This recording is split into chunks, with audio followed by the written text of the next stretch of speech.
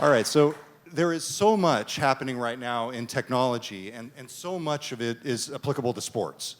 You've got social media, virtual reality, mobile streaming, real-time player data, analytics, artificial intelligence. I mean, this is one of the reasons we love covering technology, and one of the reasons why it's so awesome that we can talk about technology in the context of the games that we all love to play and watch.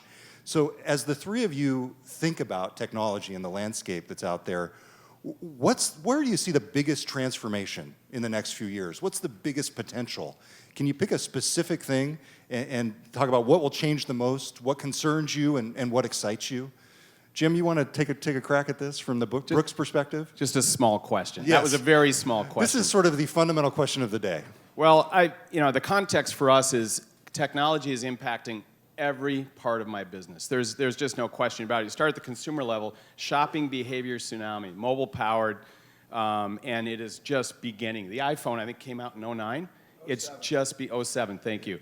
It's just beginning. And so the shopping side of it is got every consumer brand and every retailer, I think, on the edge of their seat trying to stay with the consumer as they change. For us, supply chain and the way we make product, it's changing dramatically over the next decade. And it's exciting because I think it's going to allow us to bring a lot of innovation. Every brand is going to play that differently, but we're very excited about that. Quantified self and all that means on health and wellness and athletic performance is a fantastic tool, and we'll talk more about it. We're working hard not to get distracted by it as a tool, and it's about the experience. We're fortunate that running is an experience for over 120 million people worldwide. So there's the sport, and then there's the run. So it's hard to point to one thing because the amount of change that's happening, I think, in every business, but certainly ours, is just immense right now at every level. Yeah. Chris, you want to jump in? Yeah, and to kind of build off some of Jim's points, a lot of stuff that we do at Adidas is centered around making athletes better, right? So a lot of data collection, I think, is going to be important for us over the course of the next year. Our founder was based off of working with individual athletes to find out what they need to be better at their sport. But obviously, as technology evolves, how do we collect that data to make our products better and build that into our future apparel and footwear? Data, huge theme, and we're going to be exploring that throughout the day, so we'll dig into that in just a bit. What about you, Mike? Is there one area? Is it virtual reality? Yeah, it is, yeah. I guess what I would say is that of the three groupings, participating, watching not live, and watching live, I would say the one that's changed the least is watching live. I would say there's a ton of work going on in every aspect of participatory and how much technology is changing it. And you can sort of see it happening, and there's a curve going on, and it's great, and there's a billion smartphones, and they're going to empower crazy stuff. And I think watching sporting events not live, there's a tremendous amount of stuff going on. It could be VR, it could be, there'll be a million things that are happening, but it's already happening, right? Yeah. You're already be able to context shift and watch in unusual ways and enhance the second screen experience, all the stuff we started doing 20 years ago. It's all happening. I would say live has changed the least, actually, and I'd say may have the highest rate of change, which is where I think the most interesting things are always in the next 5 or 10 years. If you think about it, other than buying the ticket, going to a baseball game or a basketball game or a tennis tournament or a football game, it's not that different than it was 50 years ago, really. You know, there's more graphics and stuff going on, but it's all pretty analog, really. And I think it's quite likely that it will change the most and in ways that are hard to predict because it just hasn't changed very much. I had an experience about 2 weeks ago. I went to a Mariners game here, and I was there with my buddy, and we were having a great time, and I got into an Uber on the way home, and the Uber driver had been watching the game at home, the same game, and he was describing the game to me, and it was as if he was watching a completely different game. Exactly right. So when you talk about that live experience, Mike, is that transformation going to happen at home first or in the stadium? No, I'm talking about what will happen. It's already happening in the home, to your point. Right. That Uber driver who paid no dollars or Right. incrementally no dollars had possibly a better experience. He did. Or a more in-depth experience. He didn't get to drink beer with you. But, No, that's true. Or eat those garlic fries you had are probably still with you. But weeks later. No comment, Mike.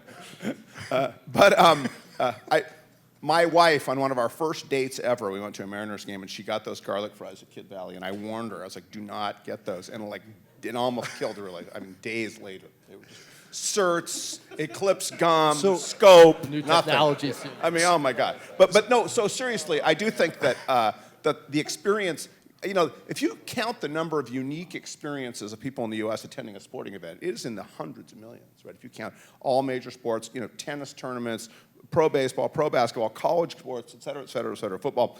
And it is not that different, and there's lots of ways it will change. Some will be on devices that you have, some will be on in-stadium activities. There are all these weird things happening where the definition of sport will start to change. And, you know, you can pick your favorite science fiction movie like The Running Man or whatever. You know, all these things probably will happen, right? There was that great April Fool's spoof from the University of Oregon where they showed their field as an LED That screen. was so awesome. It was amazing. Yeah, that was and great, like, everybody was saying, yes, that. Finally, someone did it. Yeah, Yes, right, I know. exactly.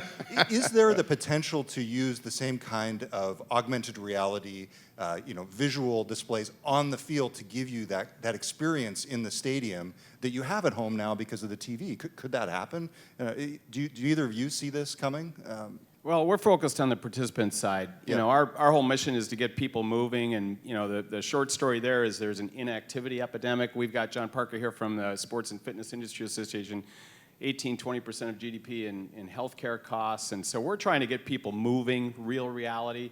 Your brain grows if you're outside and you're moving and the like. So, you know, that's the focus we're bringing. I think the thing that's happened in running is we're bringing experiences to run. You know, you can raise money for a cause. You can get out there with friends. There's rock and roll marathons. There's festivals and color runs and the like. So we're bringing entertainment and fun to the running experience. It's transcended the sport a little bit, and because of that, it's grown. But I think, you know, the secret in sport on the participation side is sport has been declining for 15 years, participation among kids, and inactivity has been growing. So that's the flip side of this, that's where we live. It's interesting, and as a lot of you are interested in sports marketing and new ways to reach fans, we had this phenomenon just in the past week of Pokemon Go. Yeah. And I think it was something that opened so many people's eyes. And Chris, we were talking about this earlier, and it gets into this whole negative impression of esports, this thought that, oh, calling video games sports just isn't legitimate. But then you look at what happened with Pokemon Go. How close could Adidas be right now to sponsoring a Pokemon Go team?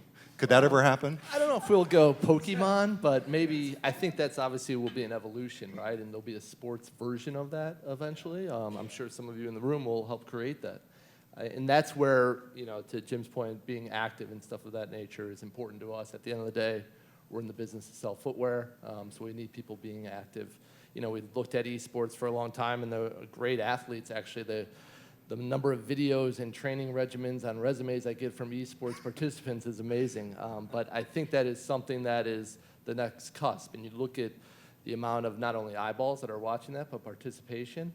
You know, our industry will have to kind of wake up to it eventually, and who's the first one to jump in? And as the Pokemon Go phenomenon goes on, so I think we're now in the midst of what the evolution of what that video gaming looks like. Yeah, I've already seen some hands raising in the crowd. We're gonna at the end we'll open it up for some questions if folks do have questions. You can also tweet at me at GeekWire Sports Summit. So that is a fascinating trend that's happening with Pokemon Go. As you look at that question that you're looking at, Jim, of activity versus inactivity, how do you feel about virtual reality and where that's headed?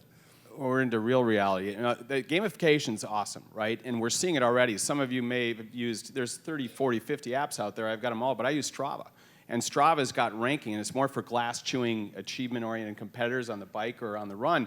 But you basically can rank yourself against everyone on that route, and you can connect with friends and the like. So gamification is coming to all sorts of activities, and they're going to make it fun too. So I think the Pokemon type achievement gaming in running apps is absolutely around the corner, and we've actually looked at a couple in the last 2 weeks. So gamification, I think, works everywhere, and including in the active lifestyle, and that's exciting. And technology is going to bring that home. That's interesting, because I would have said maybe gamification was a fad that went away, but you see it coming back or sticking around. Is that because of the integration with sensors in your shoes? I think both. And when you think about human behavior and nutrition and activity, social accountability and social connection is what keeps you going. I mean, most of these nutrition diet programs are social accountability based, and so I think people run in packs and they work out in packs. Right now, group fitness is the hottest thing out there. Orange Theory, November Project, and the like. People like to connect, and so the game side of that is a key piece. It keeps it fun. Yeah. A lot of folks are interested in data, and the way you collect data primarily right now is through sensors, if you're talking about the physical world. How far do you think that sensors will go in apparel and shoes over the next 3 to 5 years? Are we going to see shoes transform into essentially sensors on our feet? Yeah, absolutely. I think it's endless right now. I think we already have technology that will allow in your apparel for athletes to have sensors where they know a defender is coming behind them or something of that nature. Start an impulse on their right shoulder if a Sounders forward is moving down the field. So it really comes down to an ethical question, really, because we can build products that will enhance every athlete, right? Well, you can break land speed records. We saw it, I think it was 2 Olympics ago with the bodysuits, right? That were changing the way that sports and swimming was from a participation standpoint as well as a record-setting standpoint, what those suits were doing. And ultimately they got outlawed. So I think there are already technologies out there. It just comes down to, one, ethically, is it right for sport in general? And two, at the end of the day, how do you commercialize that and make it for the end user and those young athletes out there trying to be professionals in the future? Jim, do you see shoes being sensors unto themselves independent of a smartphone? It's interesting. I think there's no question about it, but it's going to be most valuable to the athletes and to the really hardcore enthusiasts that are achievement-oriented. But over half the people that run in the lifestyle, it's really fitness. And for those folks, they run for a variety of reasons. Sometimes it's just to get outside, it's to lose weight, it's to burn some steam, it's mental therapy, it's a moment to yourself, it's centering, it's music, it's time to think. And so all the research we've done, every time we survey runners, about 30% are wearing a device right now. They're wearing some form of sensors and device. And a lot of people choose not to, music as well, right? And the phone is often security for especially women when they run alone. So all those things are absolutely valuable. And whether it's in a watch or in garments or underneath your skin, there's going to be a place for that, particularly in the competitive athletic side. Don Garber, the commissioner of Major League Soccer, will be speaking later today, and he spoke with reporters last night at our pre-party, and one of the things that he said was that in the latest MLS collective bargaining agreement, data was the first point they negotiated, ownership of data. So Mike, you have an interesting perspective on this with the PBA. Is this something that will become a bone of contention between sports leagues and players in terms of how much data the athletes can turn over to the league and who controls it? Yeah, I mean, I can comment more from having consulted with ESPN a bunch of times, really, than just polling. But also, sure, I mean, every time there's a rights agreement, it's all negotiated, who gets what and what they can do with it. And digital stuff is becoming more and more important. And you're seeing now on places like ESPN a lot more predictive analytics show up in the whole sort of 538 school of in-game predictive, like their odds of winning just dropped. You saw in the NBA Finals, they did that a lot, where they did a lot of predictive analytics. Those things are all bargaining chips, and I would agree with you. And I think that the interesting thing to me about the Pokemon Go thing is not so much the gamification, is it's the first mainstream use of augmented reality we've seen anywhere. The gamification is what makes it you care about augmented reality, but it's the first time I've ever seen anything that more than a few hundred people have used for anything useful, is that everything about that game is augmented reality, which really, if you think about it, is the next logical sort of stair step of how do you use your phone to enhance an experience. You can imagine augmented reality at a baseball game, right, or a soccer game, right, where, remember you were talking about how much better the Uber driver's experience was than yours, and maybe you were drunk. But I mean, it's quite possible, Mike. You may not remember the whole game, but anyway, you took your shirt off, people were talking, but anyway. And then I had the garlic fries, and it was over. Yeah, right, but not counting that part, I would say that augmented reality, which is relatively straightforward thing to implement, as opposed to like wearing goggles or all these things, right, could be a really big thing in how people experience things, whether it's participatory things or live events.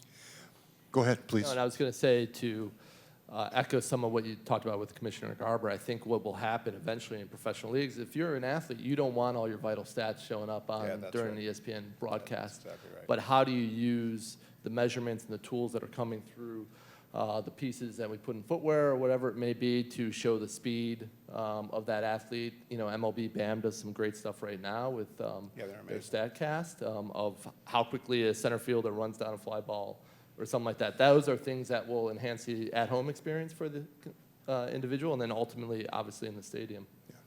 Mike, the number one question for you is, this was in the pre-event survey, which types of technologies are you looking for? What types of startups are you looking to invest in the area of sports tech?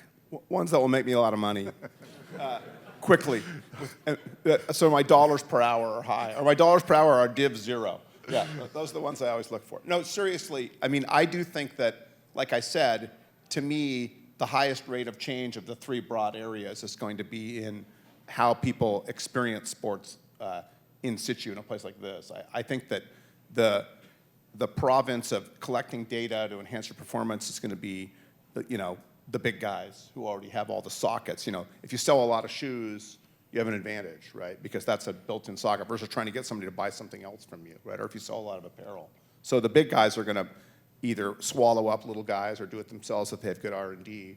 That's a logical thing. And I think that there's a lot of excitement around new ways to participate in sports, but also new ways to consume sports. People love sports, and in the last 5 years, you've seen the insane amount of value ascribed to live sports as other kinds of television have become terrible advertising. Non-existent advertising mediums, basically. The only thing left, other than wanting to watch Game of Thrones live, is live sports. So once that happens, you get this huge convergence around either watching it live on TV or coming to the event live or having packages and enhancing it. So those are the things that I think may have, like I said, the high rate of change is where you want to find a winner, not where there's a low rate of change.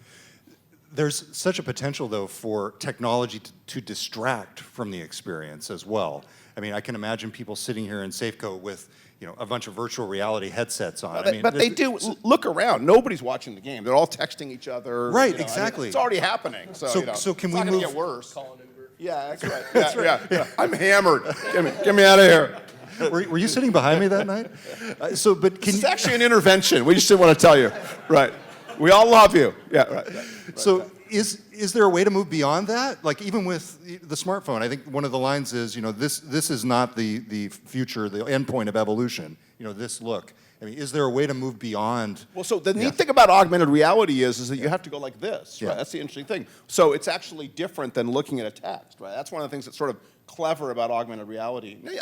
Who knows? Will people be looking at holograms in 10 years? Sure. I mean, but that's more of a system level thing that we're not in the business of influencing. You just hope the gods at Apple and Google give you that, right? As the two of you, and I realize obviously we're talking about athletic wear and shoes here, but are there areas where you see startups that are doing extremely innovative things in the sports landscape, either of the two of you? I think that there's so much happening, and you talked about it. We're trying to focus on several moments that we think we can make a difference on. And we're seeing a lot of technology across the range of all of these different moments. But for us, the moment is when you put your foot in the shoe. It's at mile 10. It's 2 weeks into the shoe, and it's at mile 26 of the marathon. And that's where we've created some relevance, right? So, we have, I think, the best piece of technology we've ever launched, and it's come out of 5 years of research. Born to Run is a great book. You should read it. It's a wonderful story. But in that book, they threw Nike under the bus for creating heel cushioning and destroying everybody's health in running because in the next 30 years, they caused all these injuries because everybody should be running barefoot or forefoot. Yeah. And the truth was there was no clinical research at all. So the last 5 years, we've done 2 sets at 2 different universities, and here's what we found. Everybody runs differently. Yeah. Your body's strategy when you run is to keep your head steady so you don't get dizzy, so you can see the gazelle. And so everybody's got upper body motion. Your bones are shaped differently. Your tissues have You're not looking strengths. at the gazelle. You're looking at the lion. Okay, I got news for you. Lion. The gazelle's not a threat. Okay. Some people can catch the gazelle, I think, Mike. Yeah, right. But here's the point: is that out of that research, we've created an app we call Run Signature that can get your natural habitual joint motion, hips, knees, and feet. So it's coming up the kinetic chain that's unique to you. And now research has proven this. Everybody runs differently. 50% of the best runners in the world are heel strikers, 30% are midfoot, and the rest are forefoot. And everybody's different. So what we can do through 3D knee bends and an iPad app, we've got your natural joint motion. Then we get you to run, and we see how you deviate. And now we can recommend a shoe. And that's exciting to us. We launched it at London and Boston Marathon. So we're focused on moments. And for us, it's all starts and ends with the runner. So, we're trying not to get distracted by tools that are really valuable and important, and they'll be important to the runner. But we're focusing on where we play.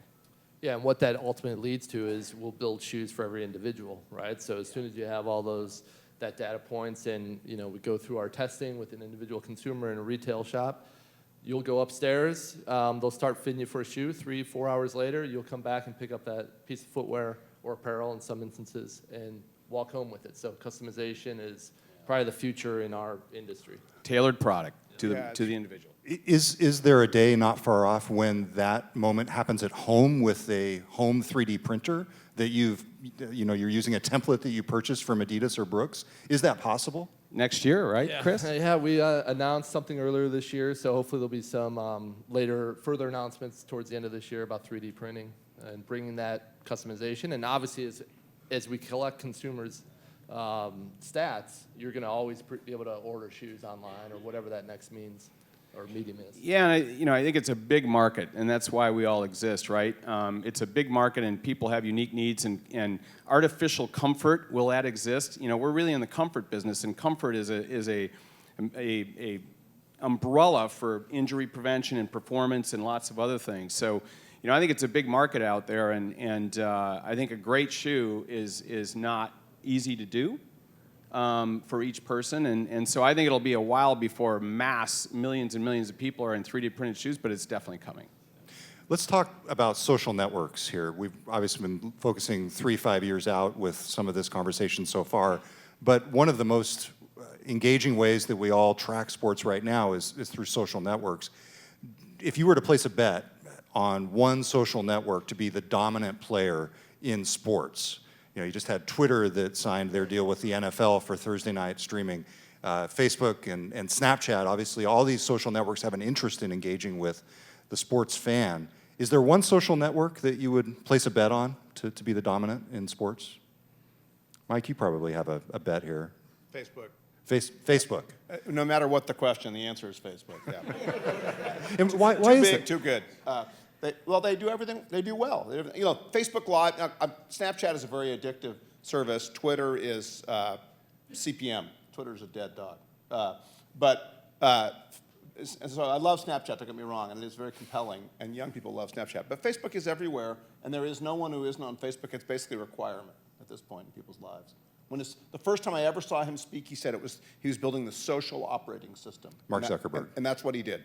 So yeah, I would say, for all these things, it will be there. And the thing about Facebook, too, is, not to pile on, you've also got their Oculus acquisition, which gives them a stake in the next generation.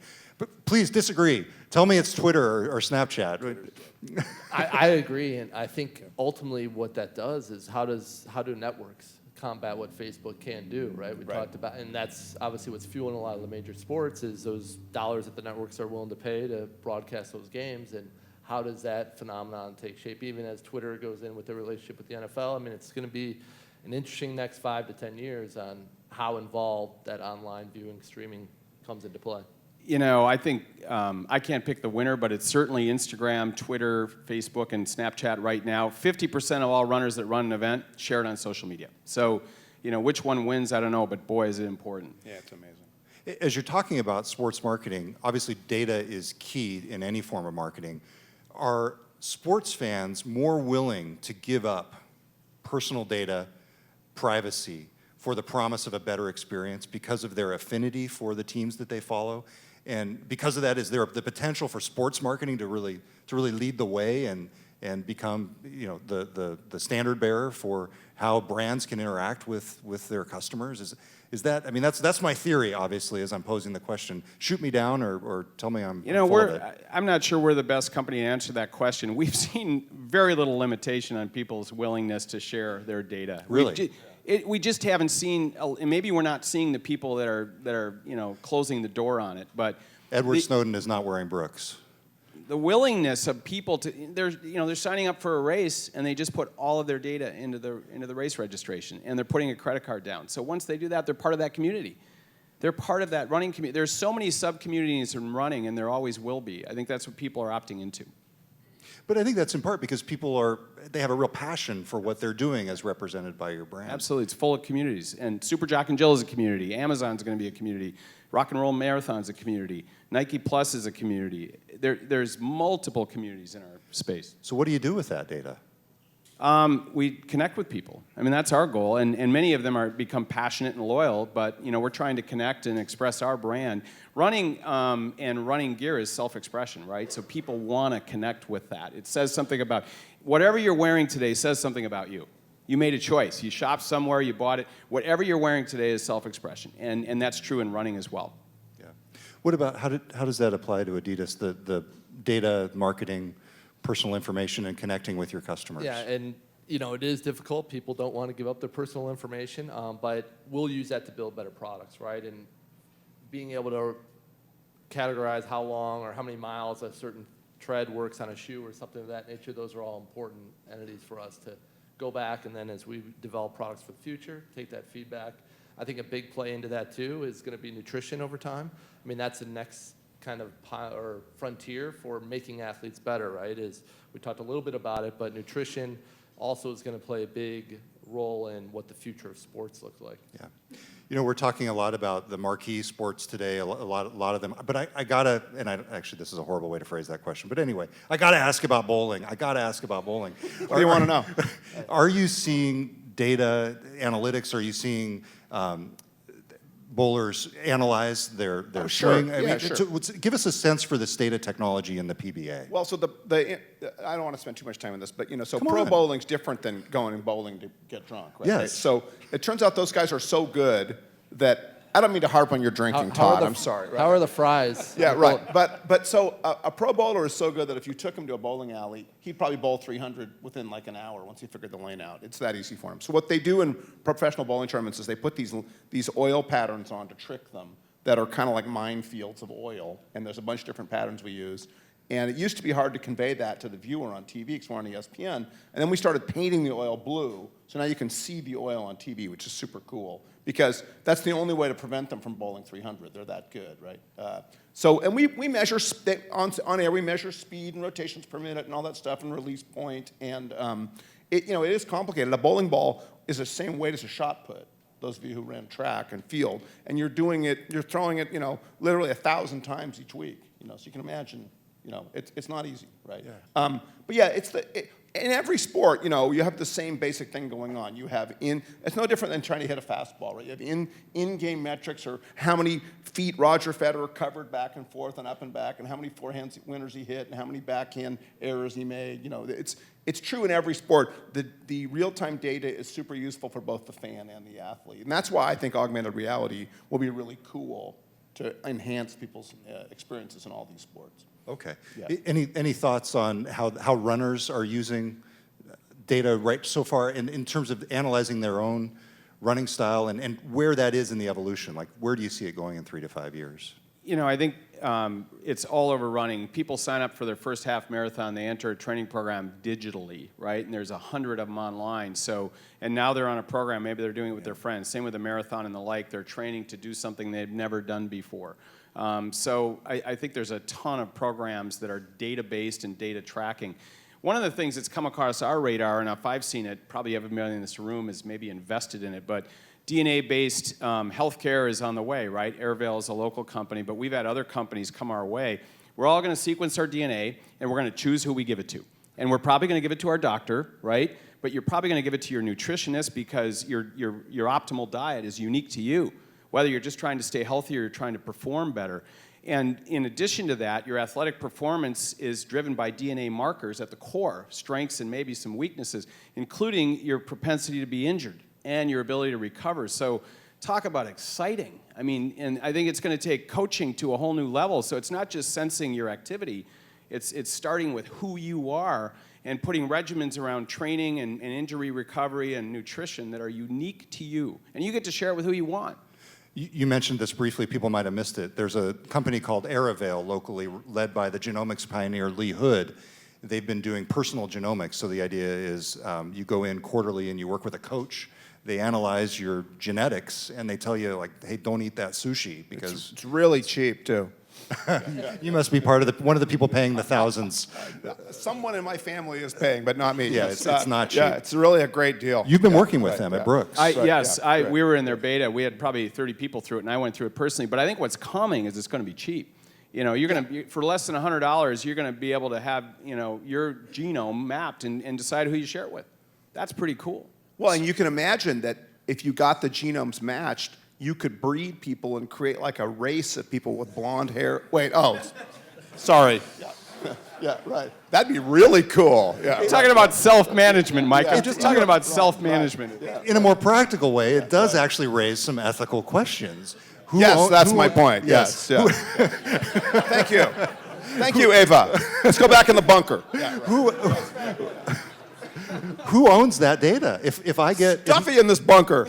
if my team pays for my genetic analysis and then they trade me, do they have a responsibility for sharing the fact that they traded me because I had this marker that said I was going to blow the save in the 9th inning 3 weeks from now? Yeah, I mean, how far does this go? Because your dad was Italian or something? Yes. No, I know. I know. Right. Yeah. I mean, seriously. No, I am being serious. I know. I got a Dalmatian. I know about inbreeding. Okay. Right. Yeah. Right. Yeah. Okay. Yeah. So we're coming here close to the end here with one of the one of the creators of ESPN.com up here. I have to ask, Mike, what's your take on the media landscape? You know, we've got a lot of reporters up here in the front row. This is fascinating. So, the PBA, our media deal's up in 2 years. We've been on ESPN forever and ever. And we always thought, well, we've had offers from other sports networks who are all kind of fledgling at this point, like CBS Sports Network or NBC Sports Network or Fox. But now you have, in the last 18 months, 5 or 6 or 7 people you never would have guessed who are going to be bidding for sports rights all over the place, right? From Amazon to, it's all over the map. And it's going to be really interesting because, I have a 23-year-old daughter and she doesn't have cable, right? She lives in a little house in Ellensburg and she has no interest in having cable, right? She has a cable modem for internet, but she's not going to go get a cable package and watch Oprah or, The View. She just watches things on Netflix and she downloads them. And so it's interesting to see at some point the leverage could shift of who's making all the money, right? It has implications for ESPN. It has implications for the big providers. Now, people like Comcast are kind of golden because they make more profit on internet than they do on TV anyway. It's great. It's a great business, right? They're probably the more people in Seattle get their internet from Comcast than anyone else. So they're good either way, right? But I think it's going to change profoundly, and I don't think anybody knows exactly how it's going to end up. Well, you have these giant broadcast deals right now fueling, for example, in the NBA. Yeah, it feels like a bubble. It does feel like, okay. It does feel like a bubble. Tell us more about that. Well, I just think that you have this sort of flywheel that goes on where I have a bunch of cable subs and I pay a bunch of fees. I get a bunch of, if I'm ESPN or if I'm whoever's bidding, I get fees and I have an ad buy and I can justify in theory the spreadsheet that says I'll pay X billion for Y years of sport Z. But at some point, your prediction will be wrong, right? Because something will degrade in a way. What tends to happen is people always get the rate of degradation wrong in their forecasts. The percent of time they get their forecast wrong is 100%, thank you. Right, it's never right, okay? So when things go wrong, they go, oh, geez, and then the next time around something happens. Now, up till now, most of the leagues have benefited from the one more bidder syndrome, right? All you need is one more bidder, then slots available, whether it's baseball or football or whatever, and then you're fine, right? You can arbitrage them and get the bids to go up in an irrational way. I don't know that, the Olympics are a good investment for NBC or that, the NFL is a good investment for CBS, but they keep bidding, right? They keep bidding and bidding. So we'll see. But I do think at some point it's bound to go down. So from the sports marketing perspective, how do you look at that and where do you decide where to place your bets? And, do you go streaming? Do you go traditional broadcast? Do you go social media? How do you look at that, Chris? I mean, I think, in today's world, as we talked about, the only thing really that's consumed regularly is live sporting events, right? Everything is either taped. So we'll continue to invest in over-the-air broadcasting, commercial buys and stuff of that nature. We've done a lot of our focus in connecting with our consumer is essentially 100% digital and social driven. So engagement, right? Obviously, if you can get to that end consumer a lot quicker and control that messaging to them, that's key and vital to our business. So this gets back to the earlier question, but is there one social network that you're having the most success with, engaging with your consumers? Right now, it's Twitter and Instagram. Twitter and We're Instagram. just Take kinda that, opened Mike. up. And a little bit of Snapchat's coming down. Yeah, but Snapchat's going to get big. Why not Really. Facebook? It's It's expensive. yeah, well, it's expensive and it's kind of catering to an older audience right now. Yeah. You know, we're obviously looking to go after that 13 to 17-year-old consumer. Facebook's catering to a little bit older audience now. Okay. Yeah. Any concluding thoughts here? Jim, you want to jump You in? know, I can't comment on the media side. We target shoot for runners. It's all we're talking to. We don't waste a penny on anybody that doesn't run. And I would say Facebook, you can target so perfectly. It's probably our largest social media spend. Well, and for people who don't know the backstory of Brooks, this was what Jim did when he came in and really turned around the company. He focused, and so I think you really are a testament to the potential and the promise of focusing on a specific audience. And As so long that- as people run, as long it's as good. people run, It's all good. that's right. Well, this is fantastic. It's been a great opening panel and lively, and the garlic fries are finally wearing off, as is my buzz from 2 weeks ago. So.